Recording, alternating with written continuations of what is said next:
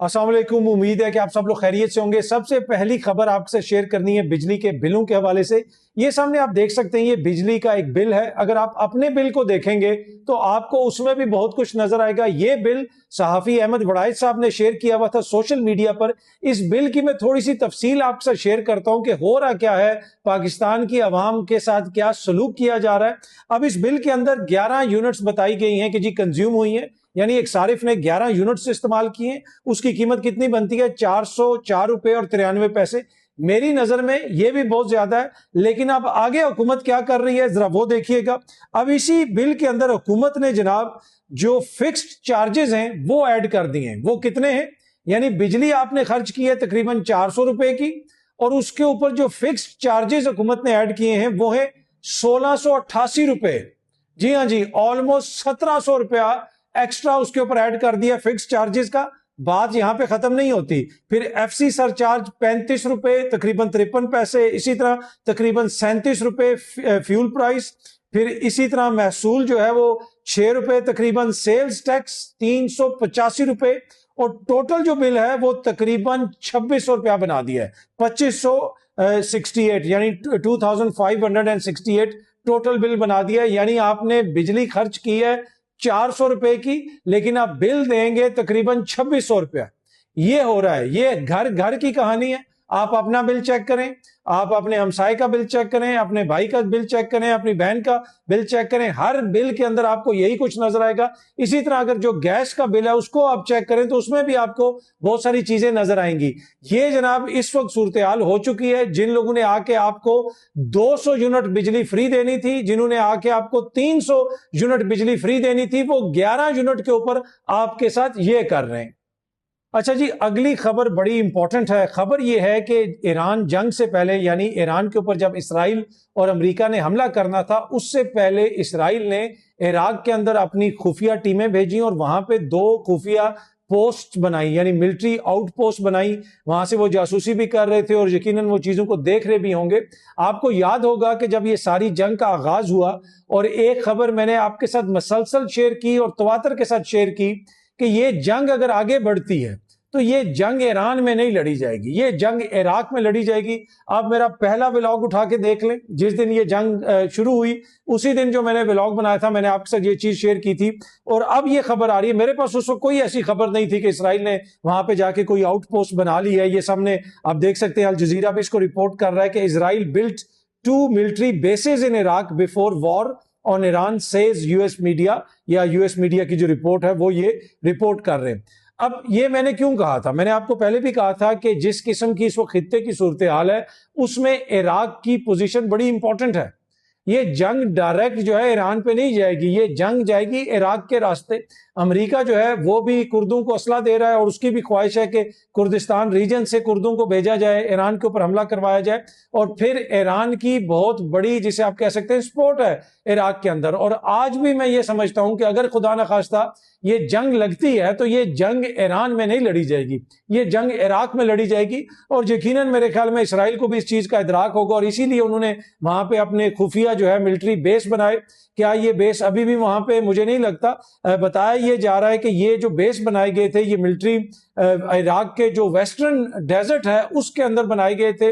वहां पे कुछ लोगों को उतारा गया था, उन्होंने जाके वहां पे अपना बेस वगैरह बना लिया और अब मेरे ख्याल में वो वहां से वापस भी आ गए होंगे। लेकिन उनको भी अंदाजा था इस चीज का कि इराक की कितनी अहमियत है, और ये चीज जाहिर करती है कि अगर मुस्तकबिल में भी कोई चीज होती है, यानी जंग वगैरह आगे बढ़ती है, तो उसमें इराक का बड़ा इंपॉर्टेंट किरदार होगा। कुवैत में अमेरिका के जो 3 जंगी त्यारे गिरे थे, मेरे ख्याल में वो त्यारे भी इराक से हिट किए गए थे, और इराक के अंदर जो ईरान के सिंपैथाइजर्स हैं उन्होंने उसको या तो हिट किया था या किसी तरीके से उनके सिस्टम्स को जैम किया था, जिसके नतीजे में 3 अमेरिका के त्यारे गिर गए थे। और अमेरिका कहता था फ्रेंडली फायर का वो निशाना बन गए। ऐसी बात नहीं है, कुछ ना कुछ वहां पे गड़बड़ हुई थी। और इराक का, जिस तरह मैंने पहले भी कहा, कि बड़ा कलीदी किरदार था हालिया सारी इस एपिसोड के अंदर। और अगर मुस्तकबिल में मामला आगे बढ़ते हैं तो आपको अगेन इराक का किरदार नजर आएगा। अगली खबर जनाब बड़ी खौफनाक खबर है। जेरूसलम पोस्ट जो है वो इसको रिपोर्ट कर रहा है कि एप्पल ने ये अनाउंस किया है कि आईफोन जो 17E है उसके अंदर जो चिप लगेगी वो इसराइल में डेवलप हुई है। अच्छा, अब इसके ऊपर सोशल मीडिया पे ये भी कहा जा रहा है कि जी ये फियर मंगरिंग की जा रही है, डर फैलाया जा रहा है।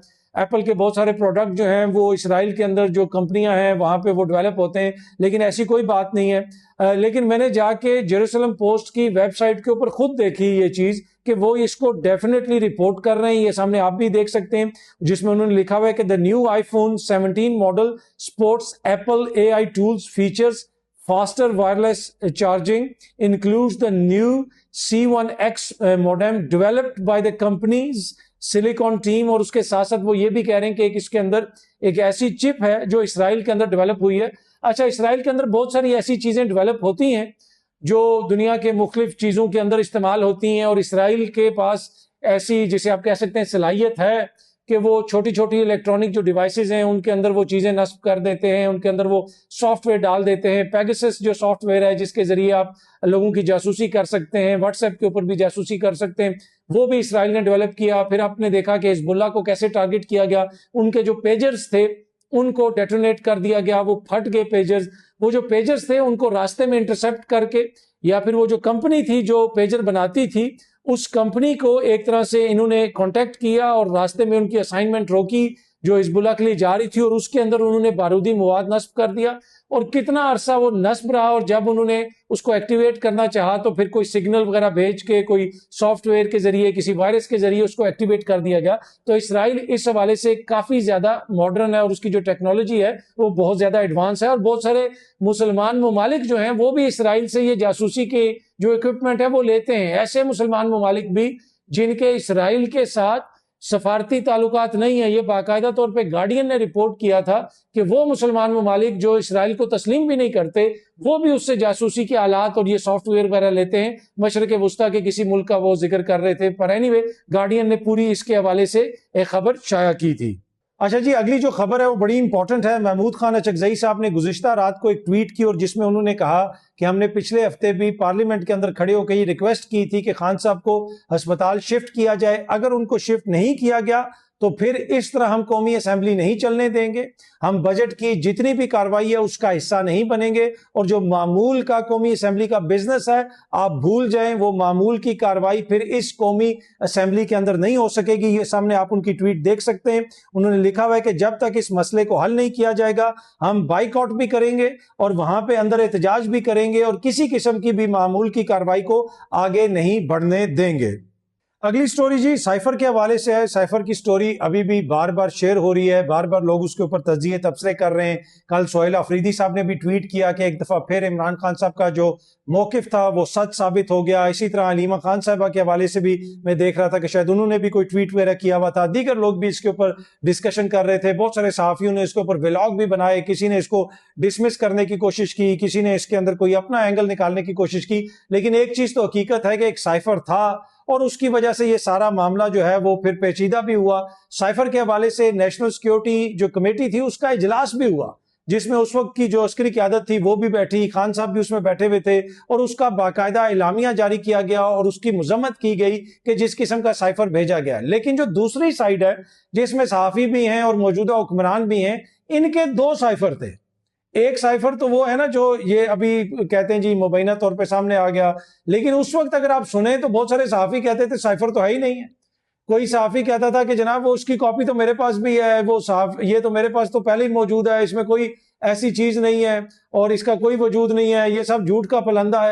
اور پھر اچانک جب حکومت تبدیل ہوئی اور خان صاحب کے اوپر مقدمہ بنا تو ایک دم سے کہا گیا جی وہ تو سائفر نیشنل سیکیورٹی کا ایشو بن گیا ہے، یہ ہو گیا وہ ہو گیا، عمران خان کے اوپر مقدمہ چلے گا، یہ ہوگا وہ ہوگا۔ تو یہ دو سائفرز کی کہانی ہے، ایک وہ سائفر جو کبھی تھا ہی نہیں، جو جھوٹ کا پلندہ تھا، جس کو کبھی دنیا نے بھیجا ہی نہیں تھا، پھر ایک وہ سائفر تھا جس کی وجہ سے جو ہے عمران خان صاحب کے اوپر مقدمہ چلایا گیا، شاہ محمود قریشی کے اوپر مقدمہ چلایا گیا، غداری کے الزامات لگے، جس کی وجہ سے دنیا بھر نے ہمیں سائفر بھیجنے بند کر دیے۔ دنیا یہ کہہ رہی تھی اس وقت، موزز لیڈران اس طرح کی پریس کانفرنسز کرتے تھے، آلدو کہ جو سائفر ہوتا ہے وہ آپ کا اپنا سفیر، آپ کا اپنا سفارتی نمائندہ وہاں سے لکھ کے بھیجتا ہے کہ رپورٹ کیا ہے، اس کو وہاں پہ کیا کہا گیا ہے، ہوسٹ ملک کے جو بھی سفارتکار ہیں یا کسی اور سے اگر اس کی وہاں پہ ملاقات ہوتی ہے۔ تو یہ دو سائفرز کی کہانی ہے۔ ایک وہ سائفر جس کو شروع میں بار بار ڈینائی کیا گیا جب عمران خان نے کہا کہ امریکہ سے ایک ایسا سائفر آیا ہے اور اس کے اندر ان چیزوں کا مطالبہ کیا گیا ہے یا ان چیزوں کا ذکر کیا گیا ہے، تو انہوں نے کمپلیٹلی اس کو ربش کیا، کہا کہ کوئی ایسی بات نہیں ہے. بعد میں کہا جی وہ جو سائفر تھا وہ قومی ایک راز تھا اور عمران خان نے اس کو افشاں کر دیا، تو لہٰذا اس کے اوپر مقدمہ بننا چاہیے. تو یہ دو سائفرز کی کہانی ہے، بڑی انٹرسٹنگ کہانی ہے. پر اینی وے ایک دفعہ پھر جو ہے اس کا ذکر ہو رہا ہے اور بہت سارے لوگ تجزیے تبصرے اس پہ کر رہے ہیں اپنی اپنی منشا کے مطابق اور اپنی اپنی انفارمیشن کے مطابق. اچھا جی، اگلی سٹوری کرپشن، بدعنوانی اور گورننس کے حوالے سے ہے. وفاقی وزیر اطلاعات جناب عطا تارڑ صاحب نے ایک خبر ٹویٹ کی ہوئی اور ساتھ اوپر انہوں نے لکھا ہوا ہے کہ خیبر پختونخوا میں گورننس نام کی کوئی چیز نہیں. کرپشن، بدعنوانی عروج پر ہیں، شاہانہ اخراجات کیے جا رہے ہیں، سیاست پر عوامی پیسہ خرچ کیا جا رہا ہے، کابینہ کی تعداد بڑھا دی گئی ہے. نااہلی کے علاوہ ان وزراء اور مشیران کے انتخاب کا کوئی معیار نہیں. کیا کابینہ کی تعداد بڑھانے سے گورننس بہتر ہو جائے گی جو 12 سال سے زائد عرصے میں بہتر نہیں ہو سکی؟ صوبے کے معاملات اتنے برے کبھی بھی نہیں تھے. تو انہوں نے جناب کافی زیادہ تنقید کی ہے. اچھی بات ہے جی، تنقید ہونی چاہیے. عوامی جو پیسہ ہے وہ ایسے تو نہیں خرچ ہو سکتا کہ وزراء کے اوپر اڑا دیں، مشیران کے اوپر اڑا دیں، ان کو یہ بھی سہولت دے دیں، ان کو وہ بھی سہولت دے دیں. تو اس کے اوپر کوئی کوشچن کرتا ہے، تنقید کرتا ہے تو وہ تو بنتی ہے. At the same time Punjab کی وزیر اعلیٰ جو اس وقت باکو میں بیٹھی ہوئی ہیں، ساتھ ان کے اتنے زیادہ وزراء بھی گئے ہوئے ہیں، اس کے اوپر کتنا خرچ ہو رہا ہے. اس سے پہلے وہ جاپان گئیں، اس سے پہلے وہ چائنا گئیں، سوئٹزرلینڈ گئیں. ان کا طیارہ جو ہے وہ کبھی ادھر جا رہا ہوتا ہے، کبھی ادھر جا رہا ہوتا ہے. انہوں نے ایک جہاز بھی خرید لیا. کیا وہ بھی شاہانہ خرچ ہے یا نہیں ہے؟ کیا اس کے اوپر بھی بات کرنے کی ضرورت ہے یا نہیں ہے؟ اب وہاں سے باکو سے جو تصاویر وغیرہ آ رہی ہیں اس کے اندر بھی آپ دیکھ سکتے ہیں کہ مختلف ان کے وزراء ان کے ساتھ کھڑے ہیں، مختلف جگہوں پہ امپورٹنٹ شخصیات سے ان کی ملاقات بھی ہو رہی ہے. یہ سامنے آپ دیکھ سکتے ہیں کہ انہوں نے پاکستان کو ریپرزینٹ کیا ہے. کچھ لوگ کہہ رہے ہیں کہ جی انہوں نے گرین کپڑے پہنے ہوئے ہیں اور ہاتھ میں گرین بیگ بھی پکڑا ہوا ہے. آذربائیجان کے غالباً یہ صدر کے ساتھ وہ کھڑی ہیں، ساتھ ایک اور موزز کوئی شخصیت ہے، کوئی خاتون ہے، مجھے ایگزیکٹلی نہیں پتا کہ وہ خاتون کون ہے، لیکن اس خاتون کے ہاتھ میں تو کوئی بیگ نہیں ہے. ان کے ہاتھ میں جو بیگ ہے آئی ڈونٹ نو وہ کون سا بیگ ہے، یہی 800-900 ہزار روپے کا کوئی بیگ ہوگا. جس طرح ان کی حکومت کی ایک منسٹر نے کہا تھا کہ وہ 700-800 کا جوڑا پہنتی ہیں، تو اتنا ہی کا ہی ہوگا کوئی بیگ. پر اینی وے جو سیاستدان ہوتے ہیں وہ اپنے کپڑوں سے، اپنے بیگز کی وجہ سے دنیا بھر میں نہیں پہچانے جاتے. جو سیاستدان ہوتے ہیں اس کی پہچان اس کا نظریہ ہوتا ہے، اس کی پہچان اس کی فلسفی ہوتی ہے، اس کی پہچان اس کی سٹرگل ہوتی ہے، اس کی پہچان اس کی کارکردگی ہوتی ہے. بیگوں کی اگر آپ بات کرتے ہیں تو پہلے بھی میں نے یہ چیز آپ سے شیئر کی تھی. یہ سامنے آپ دیکھ سکتے ہیں، یہ راجیو گاندھی اور اندرا گاندھی کی صاحبزادی پریانکا گاندھی ہیں. یہ گاندھی خاندان بھارت کا بہت بڑا خاندان ہے اور بڑا آسودہ خاندان ہے. جب یہ پارلیمنٹ میں آئی پریانکا تو انہوں نے یہ بیگ اٹھایا ہوا ہے. یہ غالباً 200-300 روپے کا بیگ ہوگا، بہت زیادہ ہوا تو 400 روپے کا ہوگا. یہ پلاسٹک ٹائپ کا کپڑے کا بیگ ہے، لیکن اس کے اوپر لکھا ہوا ہے فلسطین. کیونکہ پریانکا کو ادراک ہے اس چیز کا کہ ڈیزائنر بیگ اٹھانے سے آپ بڑے سیاستدان نہیں بن جاتے، آپ بڑے سیاستدان اپنے نظریے اور اپنے پیغام سے بنتے ہیں.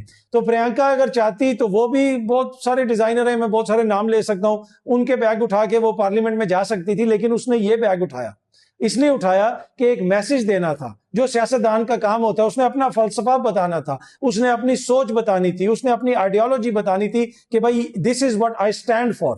ہیومن رائٹس، انسانی حقوق، دنیا کا جو قانون ہے اس کی عملداری ہو. تو یہ جو سیاستدان کی ہر چیز کے اندر جو ہے نا اس کا ایک پیغام ہوتا ہے.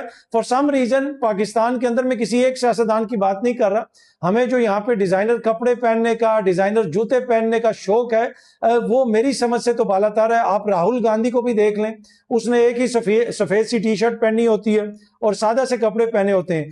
دنیا بھر میں ایون کے جو امیر ترین ممالک ہیں ان کے سیاستدانوں کی بھی کوشش یہ ہوتی ہے کہ بھائی جب ہم عوام سے ووٹ لے کے آتے ہیں تو کم از کم ہم پریٹینڈ کریں کہ بھائی ہم بھی عوام کی طرح ہی ہیں، ہمارا بھی لائف سٹائل ویسا ہی ہے. وہ 20-20 ہزار ڈالر کے یا 10-10 ہزار ڈالر کے یا 2-2 کروڑ کی گھڑیاں پہن کے نہیں پھرتے. یہاں پہ تو حالت یہ ہے کہ چیئرمین سینٹ جو ہے سابق وزیر اعظم کے بیٹے کے حوالے سے خبر آئی کہ اس کی 2 کروڑ کی گھڑی جو ہے بارسلونا میں کسی نے چھین لی.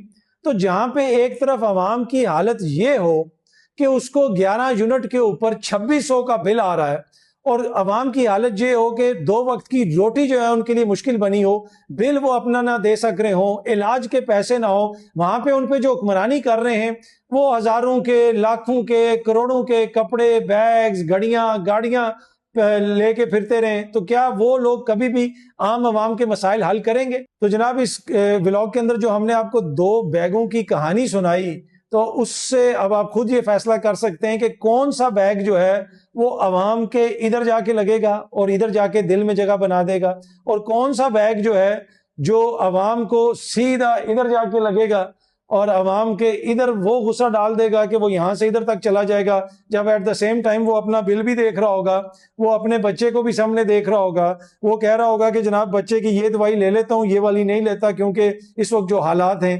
دوسری طرف وہ جب اپنے حکمرانوں کی یہ چیزیں دیکھتا ہوگا تو اس کے دل کے اوپر کیا گزرتی ہوگی۔ لیکن اینی وے اس طرح کی سٹوریز تو آپ کو افریقہ کے ممالک میں نظر آتی ہیں، کم از کم پاکستان کے اندر تو کوئی ایسی کہانی نہیں ہے۔